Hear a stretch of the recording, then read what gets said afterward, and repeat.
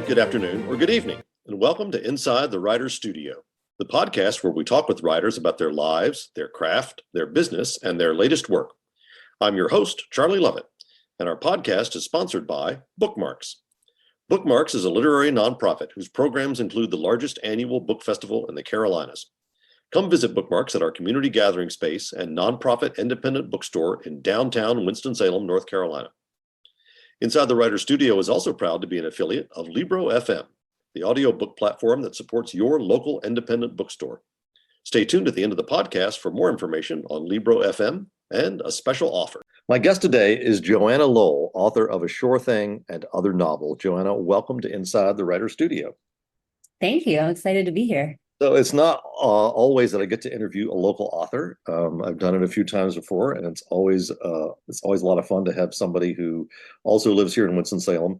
So we're going to explore that a little bit. But I want to start out with this idea that occurred to me this morning, that I feel like I talk to a lot of people who are academics and also artists. And I feel like in many cases their artistic life occupies this intersection between their professional life and their personal life. So I want to kind of explore that intersection in your life. So to start out, tell us a little bit about your academic career, how it progressed, and where it is now. Sure. Well, the reason I'm a local author is because I teach at Wake Forest University. I'm in the English department and I'm in the creative writing program. I'm the fiction writer in residence. And so I followed, I think, a fairly traditional, in that many writers who work in academia have traditional, untraditional paths of working odd jobs, loving to write, and going through MFA programs and sometimes PhD programs to get the credential that you need to teach creative writing at the college level. And so I was one of those kids who was always writing, pencil novels about twin mice and Gothic castles, as kids do. And so I never kind of kicked the writing thing, and ended up, after thinking maybe I was going to be a union organizer, maybe I was going to be a baker with my father, maybe I was going to be a farmer, thinking, okay, I really just want to write. And so I got my MFA, and then I went on and got a PhD in creative writing and contemporary American fiction, and went on the academic job market and got a job at Wake Forest, which I had never heard of. And my dad had to tell me, oh, Wake Forest, I know Wake Forest. I saw Wake Forest play Madison Square Gardens basketball. And I was like, oh, wow. And so anyway, it was what brought me here. And so I have the good fortune of being in academia as a writer. And so for me, my writing, including my romance writing, sort of is folded into the job, because creative writing workshops at the college level are taught by practicing writers. And so I wasn't able to write genre fiction as part of my academic training as a writer. MFAs and PhDs tend to sort of prioritize different types of fiction, but not romance. But my colleagues are really supportive. And my students are really excited about romance and genre fiction. And so it's something that I get to do as part of my job. So I feel really lucky about that. Yeah. I love what you said about never having heard about Wake Forest, because, of course, my dad came here in 1962, joined the English department at Wake Forest, a school he had never heard of at that point, and spent his entire 40-year teaching career there.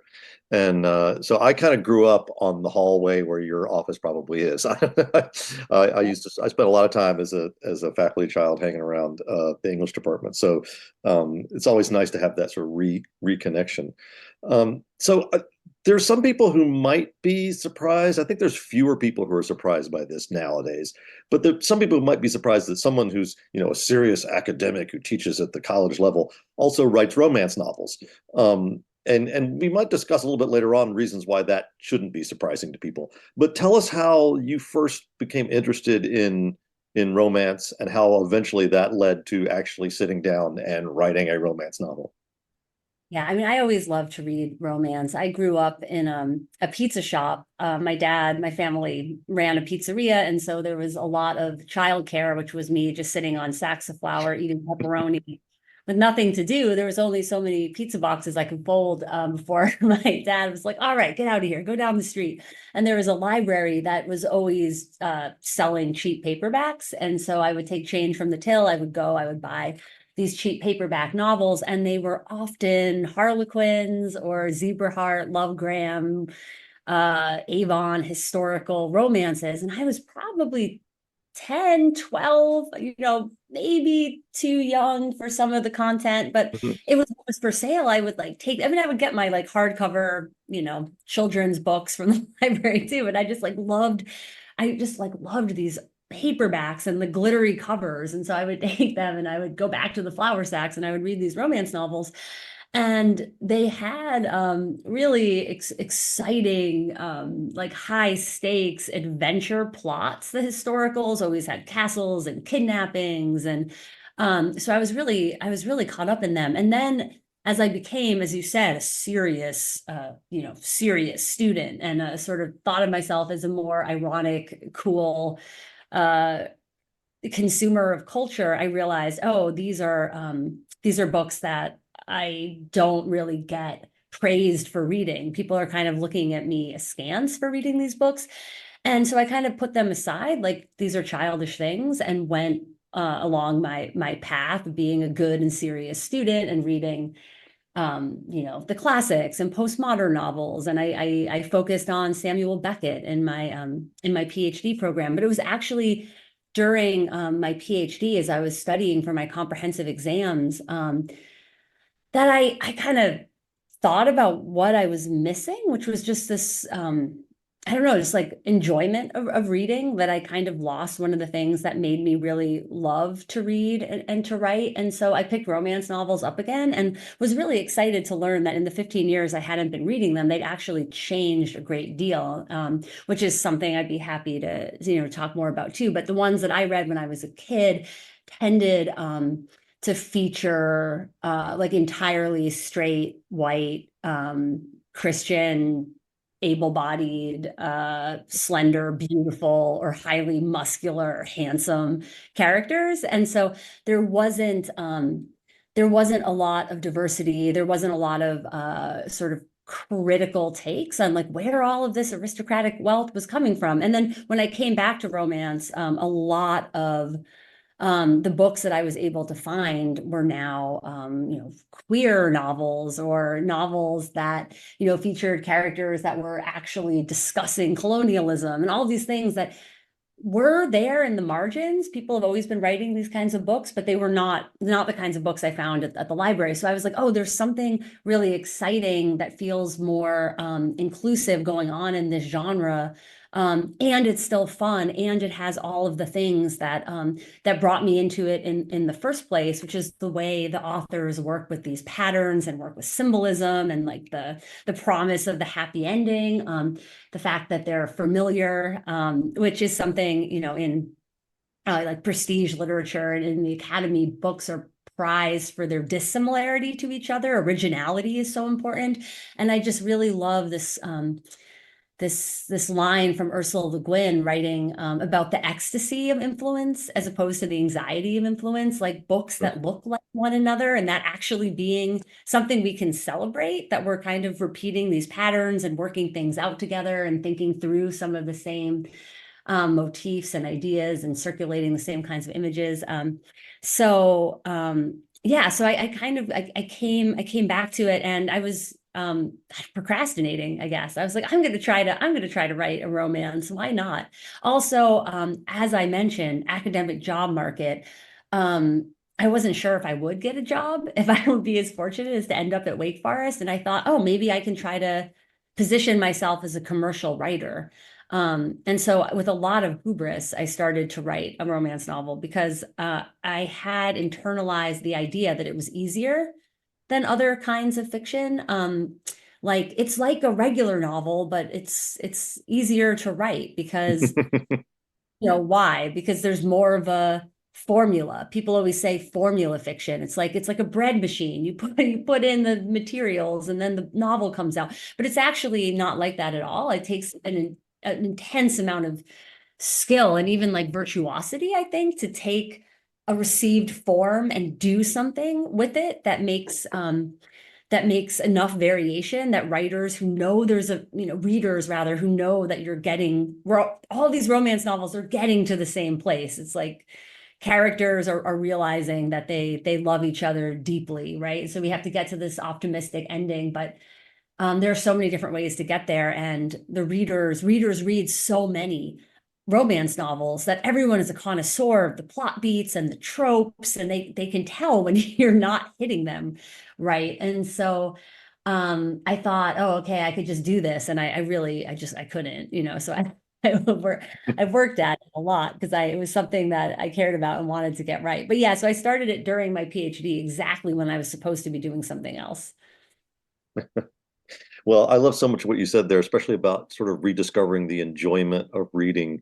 I mean, one of the things I was doing in my novel, Escaping Dreamland, was kind of remembering reading the Hardy Boys and Tom Swift and those children's series books, which like the Harlequin romances, nobody was going to elevate as saying they were great literature, but they were the books that made so many of us fall in love with reading. And it's true that our high school and college years threatened to beat that out of us, and so I think it's great. One of the things I also have noticed about the contemporary romance market, in the few that I've read, I haven't read a lot, but I have read some, especially for other people I've had on the show, is I think a book like the book that I can't remember the title, Dominic Lim's last book that came out when he was here for the festival I'll, last year. And it was like, I'll, oh, this is a queer romance. I'm like, okay, it's a queer romance. But you didn't have to tell me that. It was just a good book, independent of the tropes and the queerness and everything else that made it interesting to romance readers and everybody else. It was just a really good book. Can you talk about that? Just about sort of the elevation of the quality of writing in the romance market? Yeah, I mean, I think one of the most aggravating things to me as somebody who reads and writes romance is the fact that romance novels are often dismissed for their purple prose, or this idea that they're paint by numbers, or the people will cherry pick lines, like, look how turgid and ridiculous and overwrought this writing is. That's sort of been the way people have talked about romance, but that people doing that often don't read much romance, and it's a huge genre. There's so much of it, and you could take any genre, even literary fiction, which is also a genre, and cherry pick sentences that are terrible, like, right? That, like, are overwrought in a different way, usually not in a way that is, well, I mean, they could be overwrought sentimentally, or just I don't know, navel-gazingly cerebral, or just some other aspect of the prose that doesn't work. So I feel like romance is often getting judged by people who don't read much romance, picking out with a confirmation bias, like the worst patches of prose from the least successful romance novels. And a lot of romance novels, like novels in all genres, aren't amazing books, and a lot of romance novels are amazing Yeah. books. And you can find, so talk to someone who, like, reads deeply in the genre, like, ask them for their recommendations. No matter who you are, you can find something that you'll love within romance. I feel convinced of that. I mean, it's the genre that people say keeps the lights on for publishing. It's so big. So it's really, there are more romance novels getting written and read than in other genres, and yet it has the least sort of respect, critically speaking, and people feel very comfortable dismissing it wholesale. And so yeah, I mean, there are just so many good books in the genre, and there are literary scholars now. Eric Murphy Selinger is one of them. Who are paying attention to romance aesthetically, like looking at individual romances, and paying attention to, like, intertextual references and various other, like, aspects of compositional patterns, and the way they engage histories of the genre, and things that that literary critics know how to recognize in text. And there are romance novels that repay that kind of attention.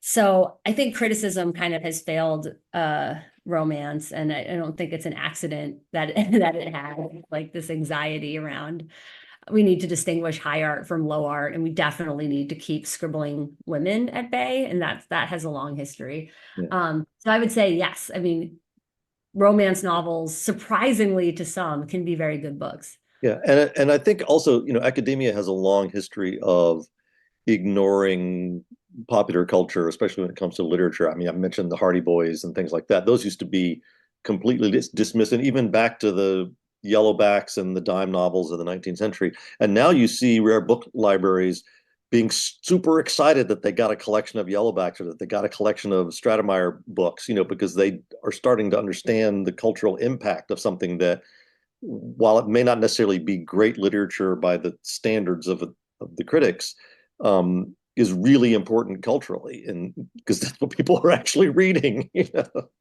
Yeah, absolutely. We mentioned Dominic Lim a minute ago, and I met him and Julie Soto at Bookmarks last year. We were at a table next to each other, and we had so much fun. And they came to the house for dinner, and but they came to your class at Wake Forest. I wonder if you could tell us a little bit about that particular class you were teaching and what it was like to have a couple of visiting romance authors sitting in with you.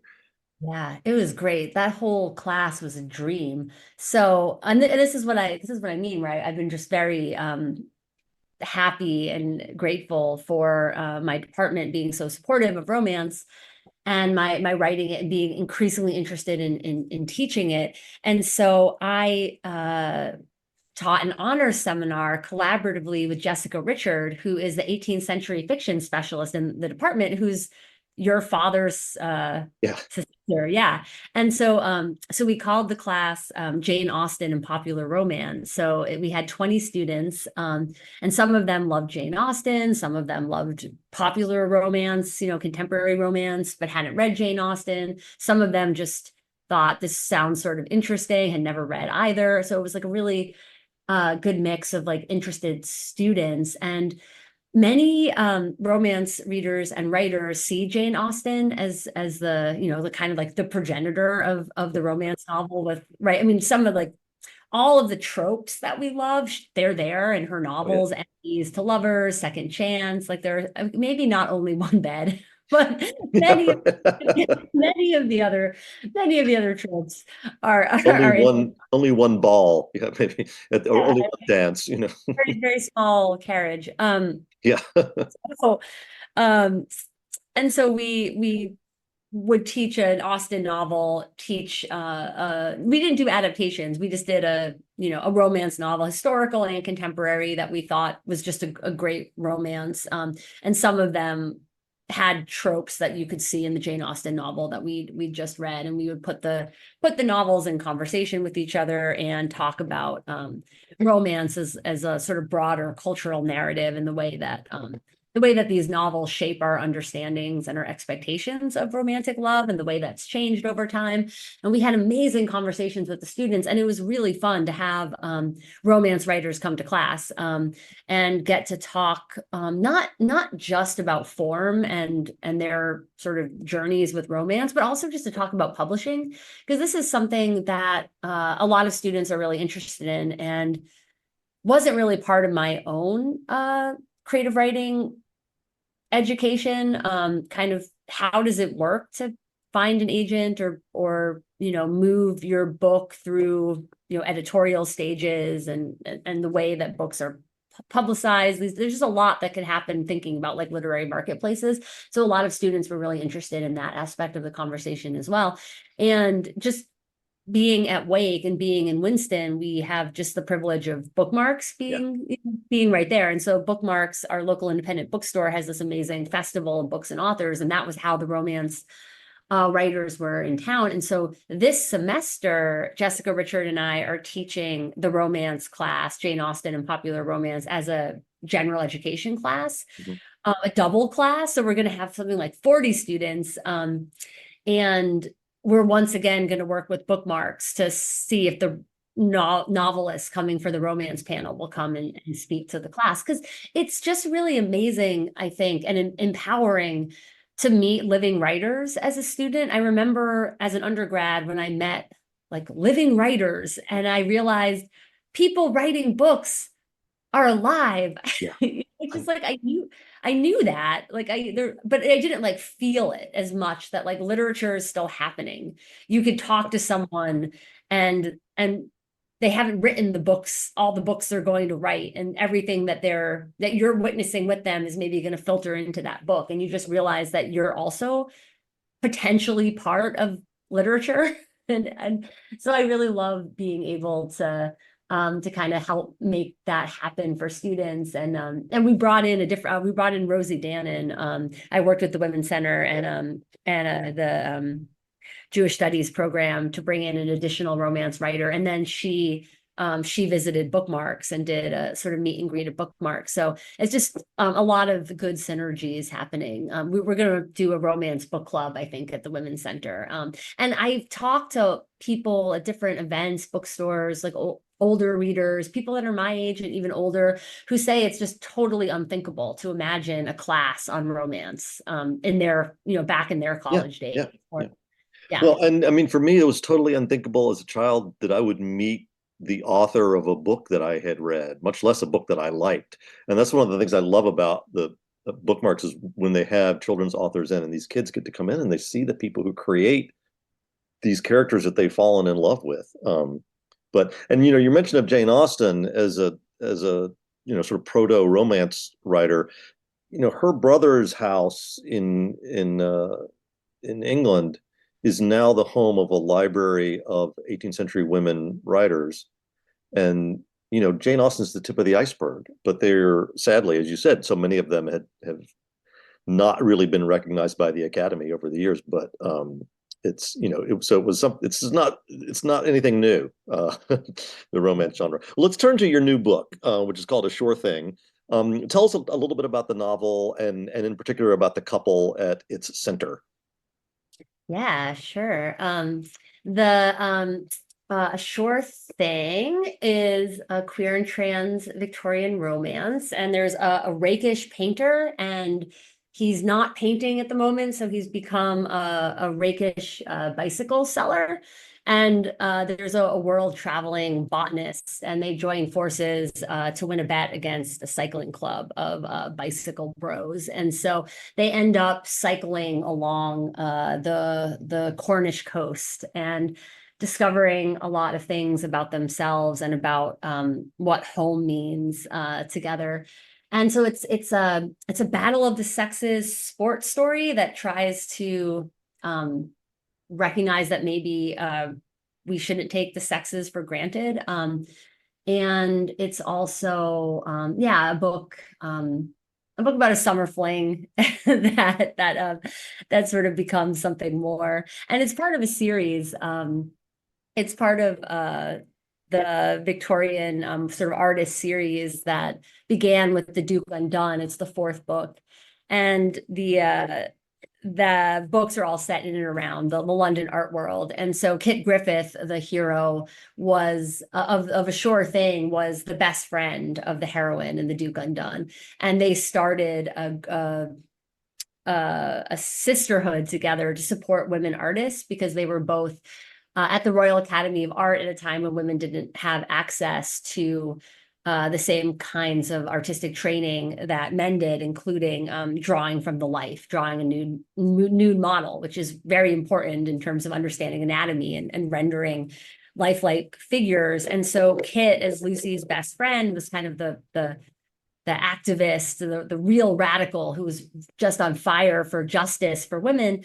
But his trajectory was to increasingly recognize that he didn't feel comfortable traveling under the sign of woman in the world. And so he moved to Cornwall in part so he could have a clean break with that previous life and sort of reintroduce himself to the world using male pronouns, living as Kit Griffith. And in so doing, he kind of broke off with the sisterhood, feeling like they didn't respect or understand his choice. And so part of his journey is recovering these friendships, which I think is one of the aspects of romance now that I really love.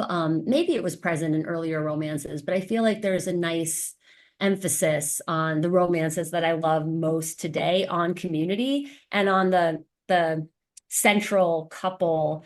As they find love, it doesn't shut them down from the world. It actually opens them up, and they realize all of the ways that love manifests in their lives, and they end up with bigger communities at the end, instead of the kind of love that that kind of closes the world down into this like little, dyad, and there's nothing beyond it. And so across the course of the book, Muriel, is a widow, had a less satisfying marriage than she might have wanted, and has moved around from place to place as a botanist, and doesn't really have a strong sense of community. She realizes more of the things that she needs to feel connected in the world. And so it's something that romance, I think, does really beautifully, is it creates models of like interdependence and trust and care and accountability.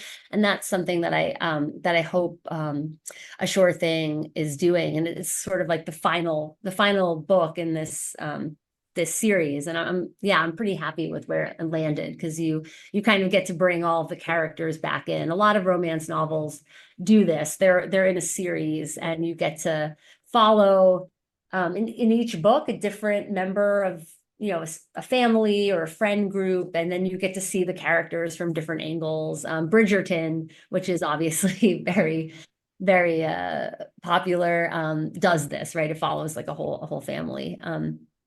But yeah, that's A Sure Thing. And I love the idea of the artistic sisterhood, sort of the female version of the Pre-Raphaelite Brotherhood, and which is a group that I've been fascinated with in a long time. And Lewis Carroll, who's my own particular area of study, had so many female artist friends that I could practically populate that sisterhood, with actual Victorian artists. I think about Gertrude Thompson, Sophie Anderson, and I mean just so many of them who were just really, really brilliant art. Evelyn de Morgan, oh my gosh, everybody knows her husband for his ceramic work, but her paintings were just phenomenal. And you put up against anything that Rossetti or William Morris or Edward Burne-Jones did. So anyhow, I'm digressing somewhat, but I just found that a fascinating way to create the group from which then each is going to go and have their own story. So I am stealing some of the questions in this interview from a fantastic interview you did at Bookmarks with your partner, and talk a little bit about that relationship and how he has helped out with this book, and how your lives are kind of really intertwined with this book in really personal ways. Yeah.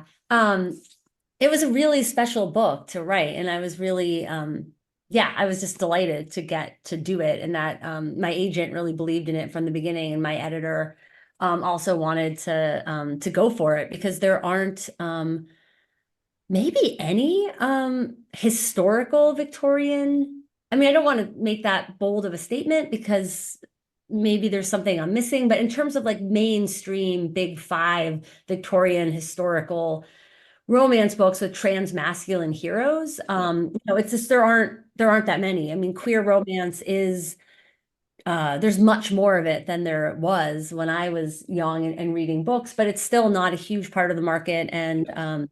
And so it was taking a bit of a chance. And my partner is transmasculine. He's a professor at Wake Forest in the history department, also part of Jewish studies and women and gender studies.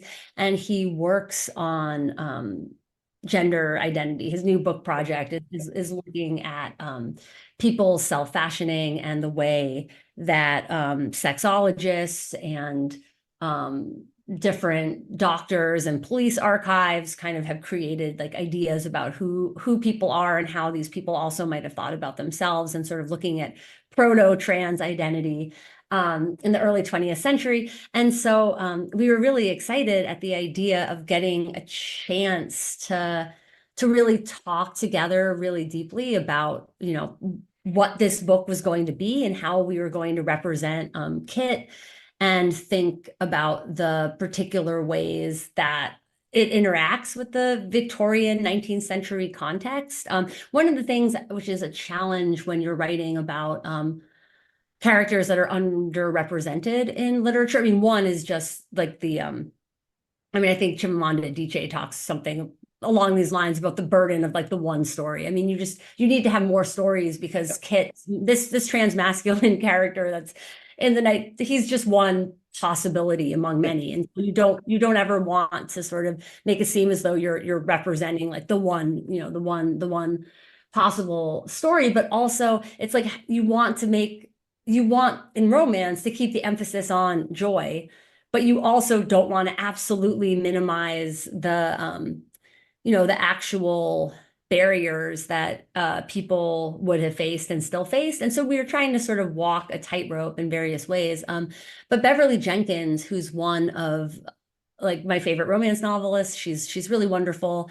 And she talks about her meticulously researched books that are often set Reconstruction era, American West. She kind of ranges all over, does a lot of really just amazing character work and imaginative work looking and is one of the sort of first, I think she is the first mainstream published Black historical romance writer. And she talks about her books as being edutainment, like combining entertainment and education. And one of the things that was interesting to think about with Mir, my partner, is he's writing articles that are academic articles that make these certain kinds of interventions in culture, but they have a much smaller audience.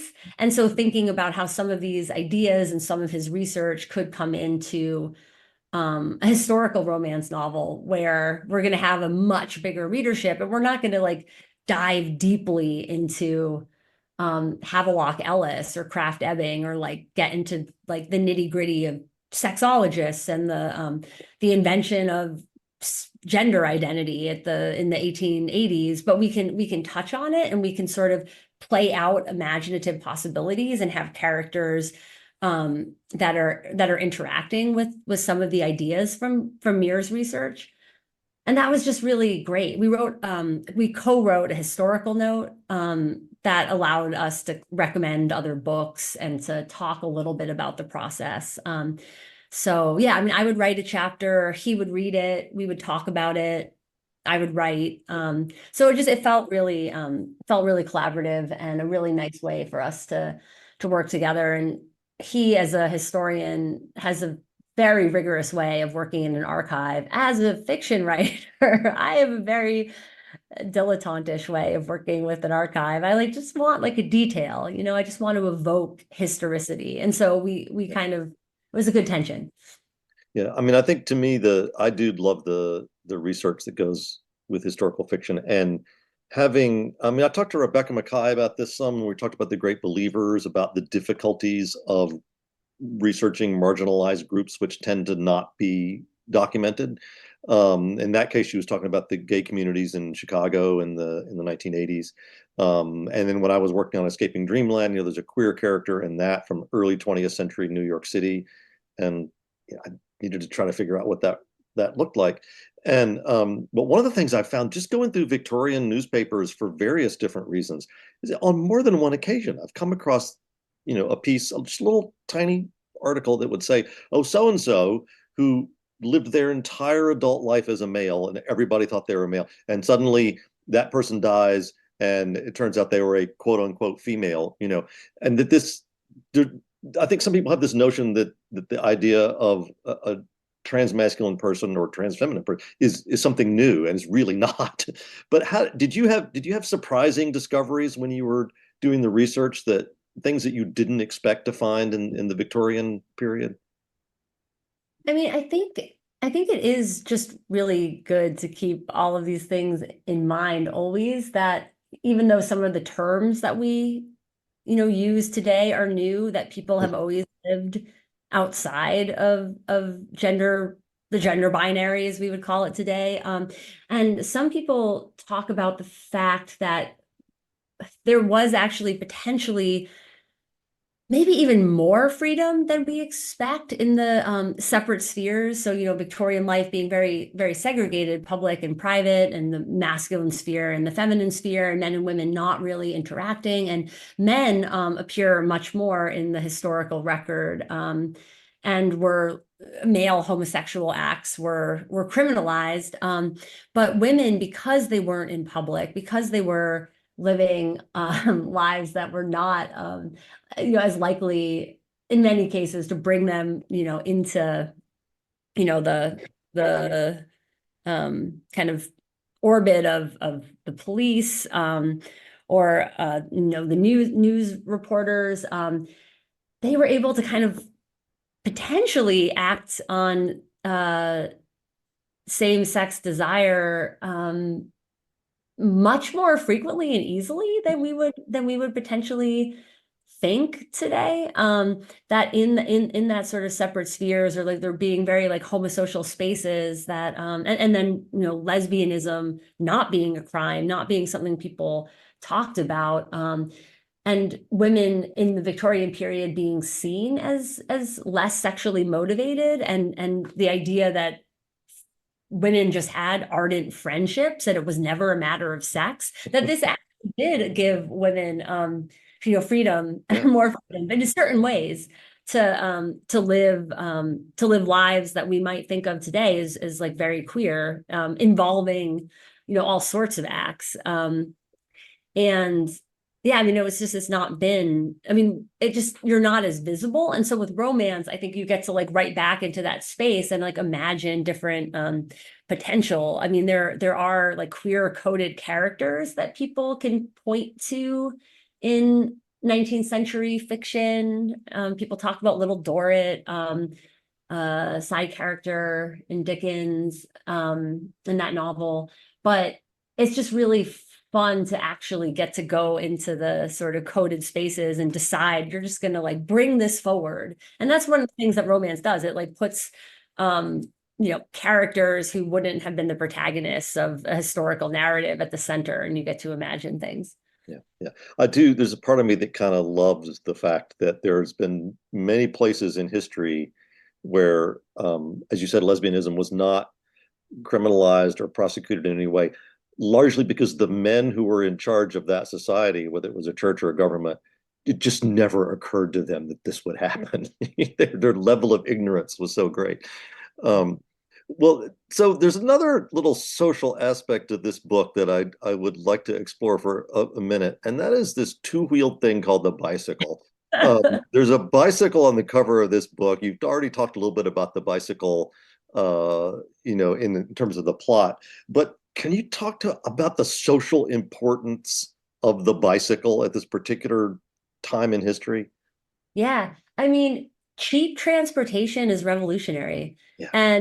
And this really mattered for women in particular. And so Susan B. Anthony, for example, said that the bicycle was the single most important technology in terms of women's independence, of all time. And in the 1880s, you're seeing a transition from the penny farthing, or the ordinary, as it was called, that had lots of the high wheeler, lots of different names for that Victorian bicycle with the huge front wheel and the little back wheel. And that model required, supreme athleticism. You had to like hop up there and like ride. It was dangerous. You could go take a header over the handlebars. You had a very long way down to land, and you couldn't do it in a skirt. It was just not possible. And so when the safety model came out, which had two similarly sized wheels, and you could have a drop, sort of a drop bar on the frame, you suddenly had a bicycle that people with different abilities and people in different kinds of clothing could ride. And that led to the sort of bicycle revolution in the 1890s. And so my book is set just before that, when they're both models are kind of vying. So like, what's going to be the model of the future? And that's sort of staged as part of the contest in the book. But they're way cheaper than horses, not to buy, but also just to have. And that's something that I think is surprising. If you're just a urban 21st century person, like having a horse and having a carriage that was really expensive. Like we kind of think like, oh, people just had that, but like people didn't just have, you had to have means, like going into the city and stabling your horse cost a lot of money. And so when you have bicycles, suddenly distances get a lot smaller, and people with less money and previously less mobility could suddenly go where they pleased. And it really did do a lot for suffragist organizing, Yeah. and for various kinds of people who just would not have had the kind of, like, I don't know, the Lexuses and the Teslas of today and their Baruches or whatever. Yeah, I think it's hard for us to imagine today what it would have been like for someone um, whose economic status, and it wouldn't necessarily have to be poverty, just meant that their physical location was limited to where they could go on foot. Right. And so, maybe a few miles at the most. And yeah, so it's hard for us to kind of wrap our heads around how revolutionary it was to extend that 3 or 4 miles to maybe 20 or 25 miles, by having the bicycle. Um, well, there's a way that we like to end every episode of Inside the Writer Studio, and that is by asking the same 10 questions. You should be able to answer each of them in just a few words, but hopefully they'll give us a little insight into you and the way you think and the way you write. So if you're ready, we will begin. All right. What word do you love to work into your writing? How? my my brother has a small farm and really loves his cow Blackberry, and so I make it a point to put cows into every book. That's great. Um, Yeah. what word do you hate to encounter in other people's writing? I mean, I guess in romance novels, laving, like laving nipples to lave, Mhm. I don't even really mind it as a verb. It's one that I feel like gets pointed out and made fun of a lot. So I guess to lave, laving, because it's just such a romance word. So I Yeah. just feel like a lot of baggage with it. It's a perfectly fine word, but it's really, when you see lave, you just, nipple comes next. It's just, so maybe lave. Where's your favorite place to write? Oh, a big table. It could be my kitchen or it could be the dining room. I need proximity to snacks. I like to have stacks of books around. I'm like a real in the the romance parlance, I'm kind of like a chaos demon of space. So it's just like I need a lot of clutter, and some of the clutter has to be edible. Yeah. Where could you never write? Coffee shop is really hard for me. I know that's such a classic that you go and write. I mean, I can go and work with somebody else at a coffee shop, like if I'm doing something collaborative, but just going myself to like write at a coffee shop, it seems like the thing that a writer does, and yeah, Yeah. I can't do it. To what rule of grammar do you pay least attention? I am an absolute mess with a hyphen. Hmm. I just can't hyphenate anything properly. And also there's a lot of dyslexia in my family, and I have a touch of it. And so rules of spelling, I also really can't spell. And so I have to kind of just surrender that and deal with it later. So yeah, hyphens don't work for me and everything is misspelled. What's the first book you remember reading? The book that I would say, and it probably isn't even the first book I remember reading, but it's just the book from the that I first remember taking up so much space in my brain, is Where the Wild Things Are by Oh Marie yeah. Sen. Like that, it's just so extraordinary. Yeah. It's just the kind of book that you just never stop thinking about. Mhm. What are you reading now? Oh, so many different things. I'm the editor of a experimental fiction press, chair of that press, FC2. So I'm reading some manuscripts for that press. I'm also reading Talia Hibbert, who's a fabulous contemporary romance novelist and romantasy novelist. And I'm reading Act Your Age, Eve Brown. It's one of her Brown sisters books. They're all just super fabulous. And I'm reading The Crisis in Narration by Byung-Chul Han. who's a German philosopher who writes about technology and story and the contemporary. I read a lot of books at once and Yeah. then I mix them up and yeah, finish them in staggered series, and it's not very methodical. But those are some of them. What book would you like to have written? I mean, I think Muriel Spark writes pretty perfect novels. So they're just like writing some like slim, perfect Muriel Spark novel would be pretty amazing.